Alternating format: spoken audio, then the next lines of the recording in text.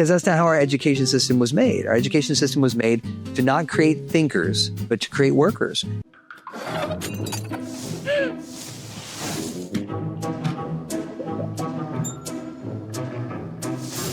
it's just like emotional vampirism, right? It is. It's identical. Yeah, and I agree with that.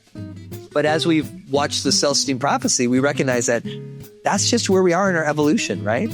And so because we are where we're at, whether you call it frequency, emotional intelligence, mental acumen, physical fitness, we are where we are. And to take assessment of that and say, oh, okay, now that we know where we are, what's happening where we are? Oh, I see people sucking off energy off other people, and I see other people relentlessly giving up their energy, right? It's like, oh, okay, cool. What's that all about? Well, there's this dynamic that's occurring where people are giving energy and other people are sucking it out of them. It's like, whoa, well, why is that happening? Well, because that's how the universe works. That's how black holes and stars kind of work. Okay, cool. All right. Well, now we can simply say, okay, do I want to now which way do I want to participate? And without any self-assessment, I recognize that, oh shit, I've been an emotional vampire my whole entire life. Why? Well, because I thought I was separate from the source. I thought I was separate from God. Even though I was a Catholic my whole entire life, I thought all good Catholics suck energy out of people. That's the whole point. It's like they're only second to another religious group that does the same thing, you know?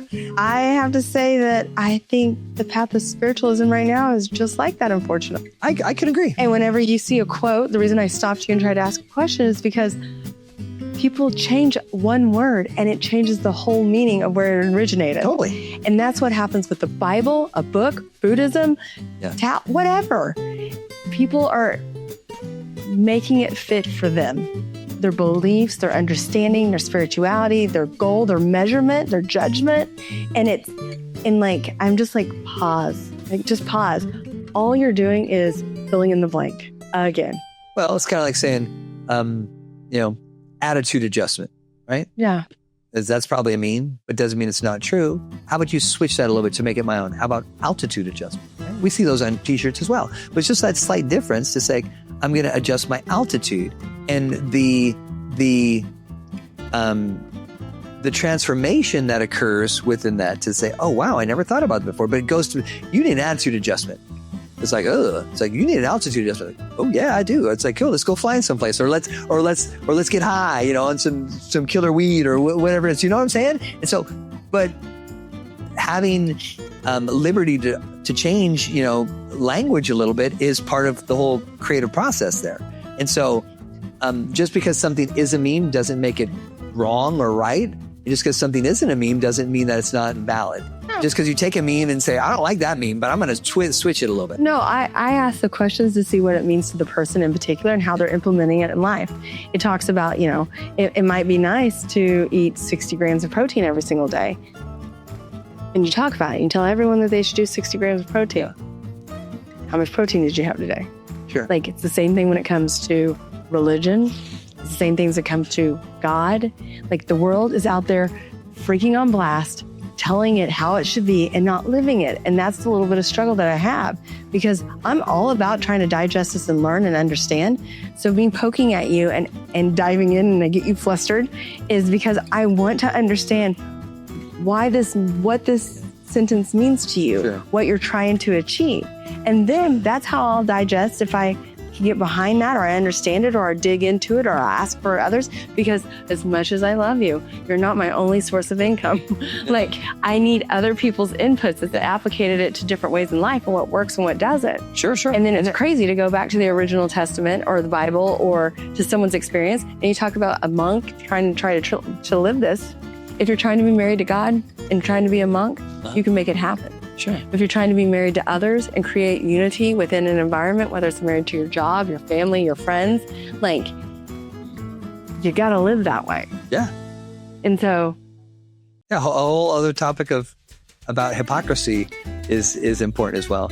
But the reason why I said that, the whole, if you want to go fast, go by yourself. But if you want to go long, then you go with a group. It's like military type stuff. It's like, if you go by yourself, then you can go fast, but you can't go very far because you don't have enough supplies. But if you go with a group, you can't go fast because you're a group, but you have a lot more supplies. It makes a lot of sense. Yeah, it does make sense. So I wasn't trying to say, do anything other than just to prove kind of a truth that seems to, through examples, resonate to say, oh, that sounds true. And the reason I poked the bear and I asked those questions where it came from is that if we had a meeting today with our production crew and everyone, and I said, okay, guys, I want you to take Dan and I want to make him tell everybody that the neighborhood behind us burned down, okay? You could take him and you can make him look into the camera and he could say, today's a sad day. I was at work. We smelled something burning.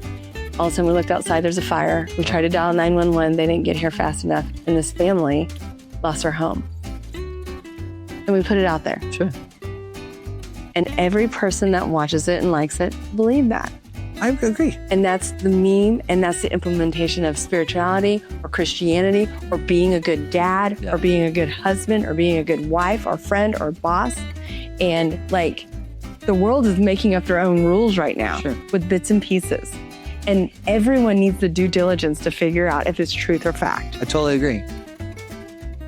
Can we do anything about the rest of the world? That circles back to my point in the question.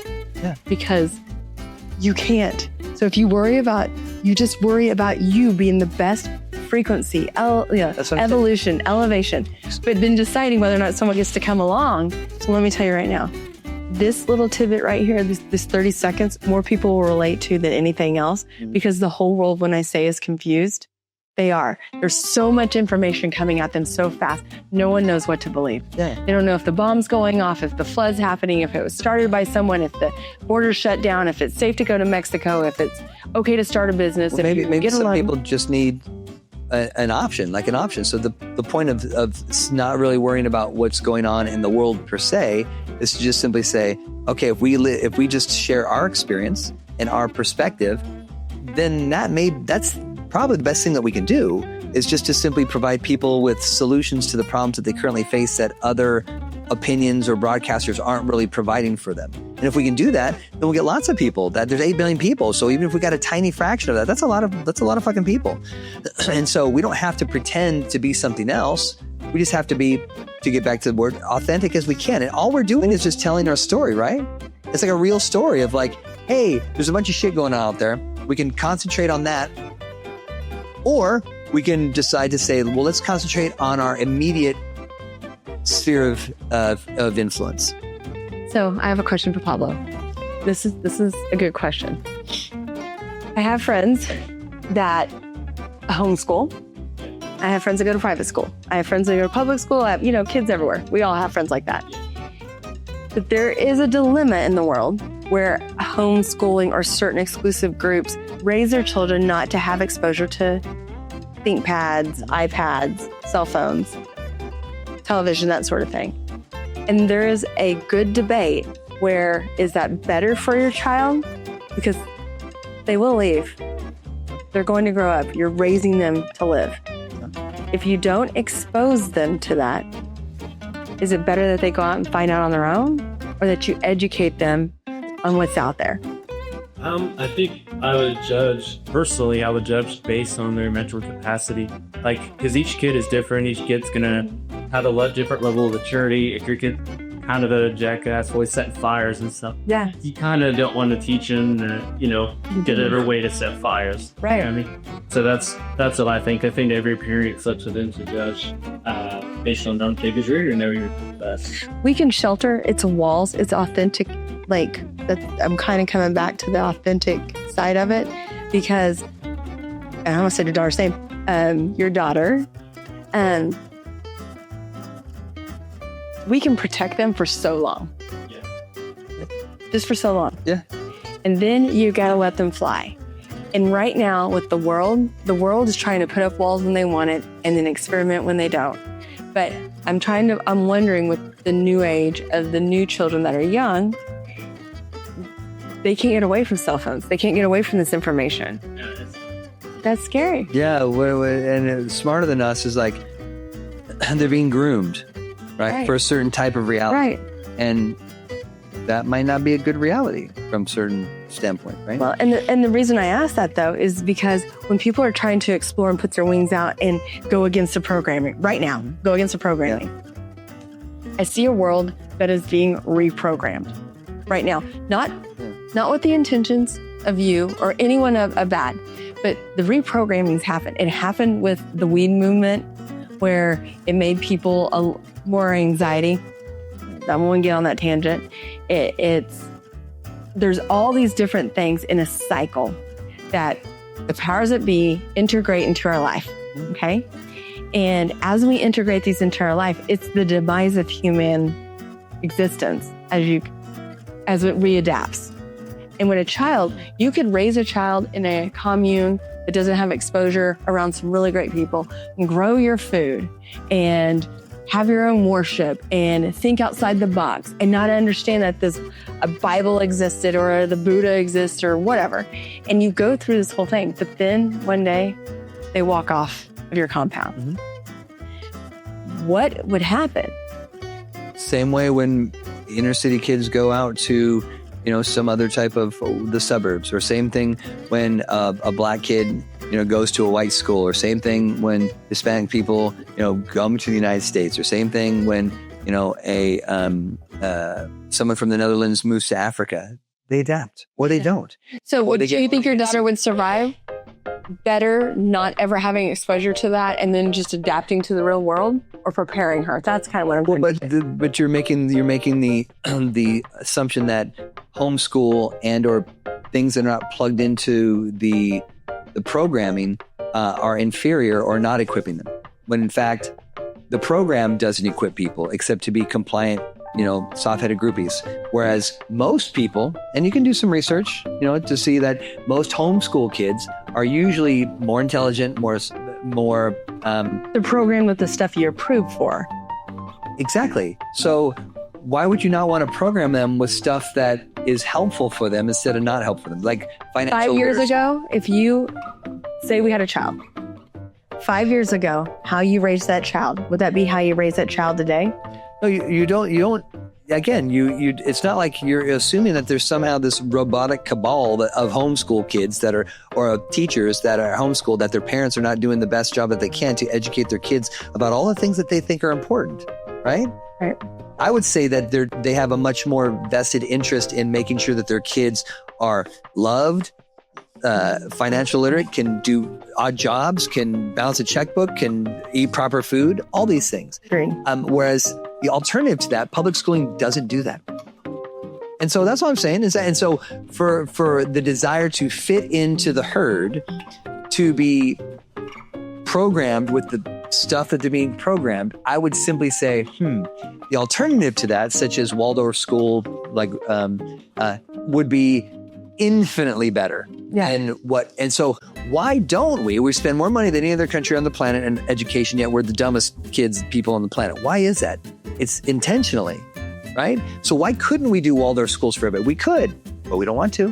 Why? Because that's not how our education system was made. Our education system was made to not create thinkers, but to create workers. And that's okay. But in a factory, if you have a bunch of thinkers, you're not going to get a lot of stuff built in the factory.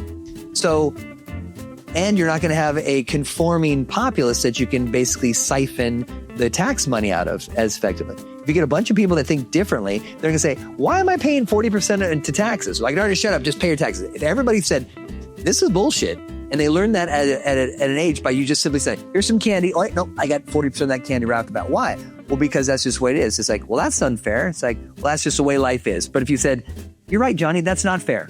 And when someone tries to do that to you, punch them in the face. I do not disagree with any of that. Be a good citizen. There's nothing wrong with being a citizen. I'm simply saying that an alternative way of thought just provides options. That's all. And people get to pick and choose from that. And I 1,000% agree that different schools could provide a much better education. Yeah. Where I'm trying to tie this into and go back to is that why would any of us get to decide how a child is authentic or what's best for them? If we just as a whole try to raise the child with as much education as possible, and the variety and let them choose themselves, Sure.